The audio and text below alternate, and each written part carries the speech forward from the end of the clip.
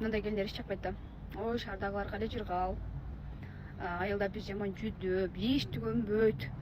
Айылдын жашоосу оор депчи. А шаардагыларга маза жыргап дешип, а? Эми суроо да силерге.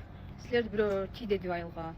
Тиерде кичине ойлонуп, каякта жашайм, кантип жашайм, келечегим кандай болот деп, ошол макулдуңарды берип тип атасыңарбы, же көзүңөрдү жумуп барып тип аласыңарбы? О, все, мен алат экен, тие берейин деп.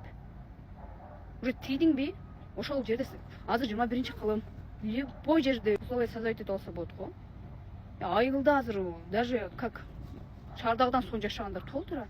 Жакпайт анда күйөөңө айтып условия создавать эт үйүңө. Ана керек, андай кылайлы, мындай кылайлы деп анда үйүңө өзүңө удобство түзүп ал. Жакпай атса.